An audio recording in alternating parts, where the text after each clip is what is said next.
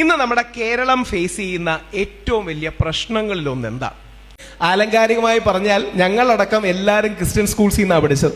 എൻ്റെ മുത്തശ്ശി ബാലികാമഠത്തിലാണ് പഠിച്ചത്, അമ്മ ക്രിസ്ത്യൻ കോളേജിലാണ് പഠിച്ചത്, ഞാൻ ക്രൈസ്തവറിലാണ് പഠിച്ചത്, എൻ്റെ മോൻ ഇന്ന് സെയിൻറ് തോമസിലാണ് പഠിക്കുന്നത്.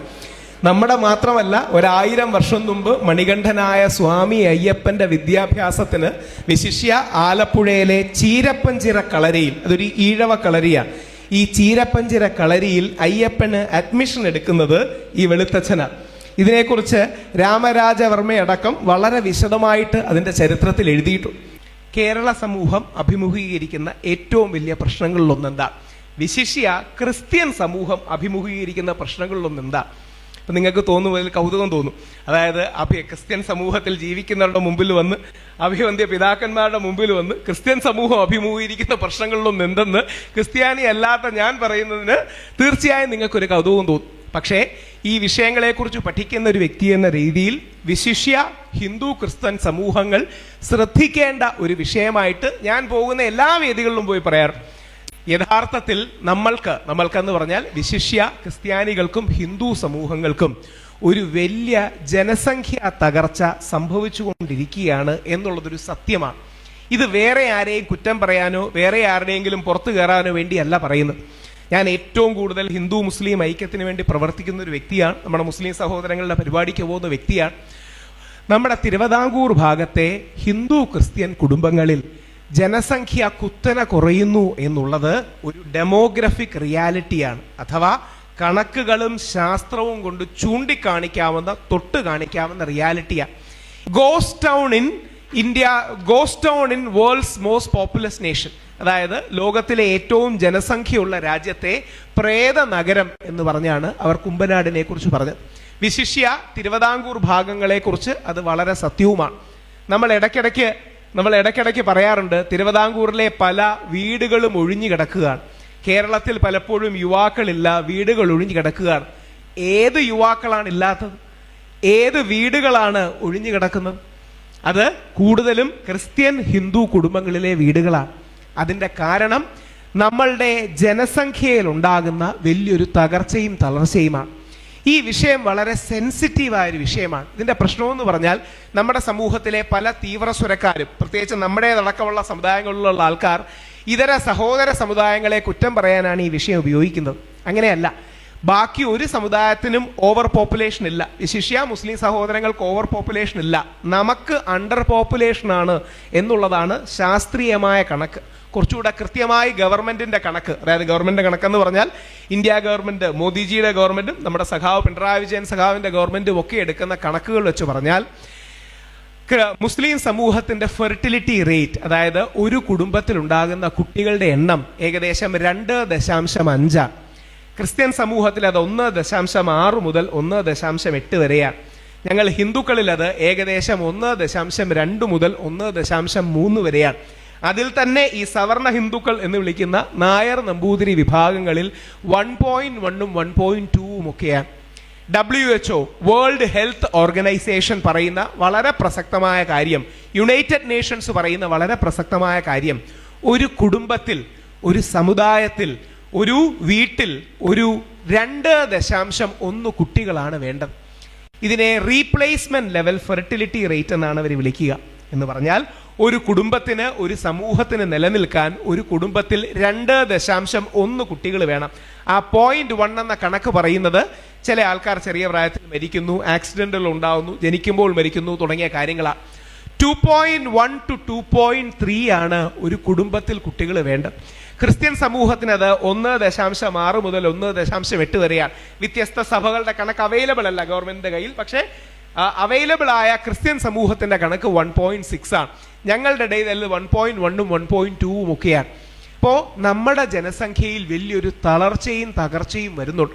ഇപ്പോൾ ചില ആൾക്കാരപ്പം പറയും ഇമിഗ്രേഷൻ കൊണ്ടല്ലേ എന്ന്. ശരിയാണ്, 10 മുതൽ 15% വരെ വിദേശത്തേക്ക് പോകുന്ന നമ്മുടെ യുവാക്കളും യുവതികളും ഒരു എന്താ പറയുക, അതും ഇതിനൊരു ഫാക്ടറാണ്.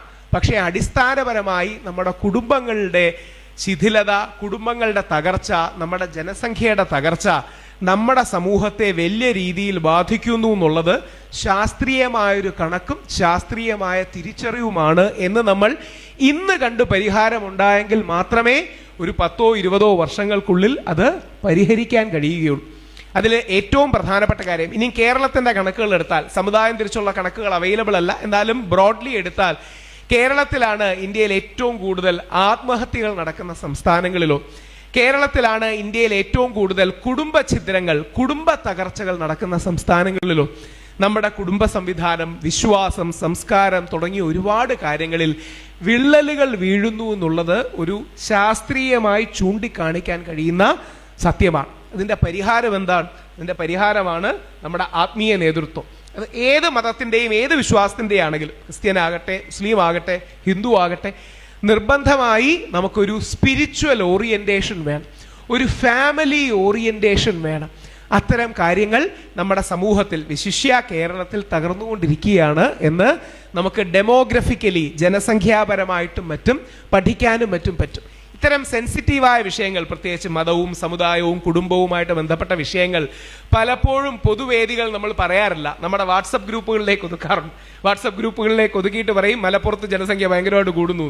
എന്നാൽ നമ്മുടെ കയ്യിലുള്ള പ്രശ്നങ്ങളും നമ്മുടെ സമൂഹത്തിലുള്ള പ്രശ്നങ്ങളും എന്താണ് എന്ന് പലപ്പോഴും നമ്മൾ പറയാറില്ല. ഇതൊരു സീരിയസ് ആയ വിഷയമാണ് എന്ന് നമ്മൾ അഡ്രസ് ചെയ്യണം. പത്തനംതിട്ട അടക്കമുള്ള സ്ഥലങ്ങളിൽ ഈ ജനസംഖ്യാ തകർച്ചയും കുടുംബ തകർച്ചയും ഒക്കെ എവിഡൻ്റായി കാണാൻ കഴിയും. ഞാൻ വിശേഷിച്ച് നോർത്ത് ഇന്ത്യയിൽ സംസാരിക്കാൻ പോകുമ്പോൾ നോർത്ത് ഇന്ത്യയിലെ സുഹൃത്തുക്കളോട് ചോദിക്കും, ഇന്ത്യയിൽ ഏറ്റവും കൂടുതൽ ഞങ്ങൾ ഹിന്ദുക്കൾ ബുദ്ധിമുട്ട് അനുഭവിക്കുന്ന ഒരു ജില്ല കേരളത്തിലാണ്, ഏതാണെന്ന് പറയാമോ? അപ്പൊ അവിടെ ഈ കുറെ തീവ്രത കൂടിയ ആൾക്കാർ ചാടിക്കയറി മലപ്പുറം എന്ന് പറയും. കുറച്ചുകൂടെ മയമുള്ള ആൾക്കാർ പതുക്കെ പറയും മലപ്പുറമാണെന്ന് തോന്നുന്നു. ഞാൻ പറഞ്ഞു മലപ്പുറം അല്ല, പത്തനംതിട്ടയാണ് നമ്മുടെ പ്രശ്നം. ഞങ്ങളുടെ അയ്യപ്പനടക്കം ഇരിക്കുന്ന പത്തനംതിട്ടയും ഈ ഭാഗങ്ങളിലും തിരുവിതാംകൂർ ഭാഗങ്ങളിലുമാണ് പ്രശ്നം. കാരണം ആത്മഹത്യയാകട്ടെ, കുടുംബഛിദ്രമാകട്ടെ, മദ്യപാനം, മയക്കുമരുന്നിന്റെ വിഷയങ്ങളാകട്ടെ, ഇതെല്ലാം കണക്ക് പ്രകാരം നമ്മുടെ ഈ തിരുവിതാംകൂർ ഭാഗങ്ങളിലാണ് കൂടുതൽ എന്നുള്ളത് ഒരു കണക്കെടുത്ത് നോക്കിയാൽ ഗവൺമെന്റിന്റെ കണക്കുകൾ സൂചിപ്പിക്കുന്ന സത്യമാണ്. ഈ വിഷയത്തിന്റെ പരിഹാരവും ആത്മീയതയെന്നോ അല്ലെങ്കിൽ വിശ്വാസമെന്നോ സ്പിരിച്വാലിറ്റി എന്നോ എന്ത് വിളിച്ചാലും കുഴപ്പമില്ല. ശാസ്ത്രം ഇതിനെ വിളിക്കുന്നത് എക്സിസ്റ്റൻഷ്യൽ ഇന്റലിജൻസ് എന്നാണ്. ഞാനൊക്കെ ടീച്ചർമാർ ക്ലാസ് എടുക്കുന്നവരാണ്. അതിനെ വിളിക്കുന്നത് അവര് ജീവിതോന്മുഖമായ ഒരു വൈഭവം, ജീവിതോന്മുഖമായ ഒരു ഇന്റലിജൻസ്, ഒരു എക്സിസ്റ്റൻഷ്യൽ ഇന്റലിജൻസ് എന്നാ പറയും.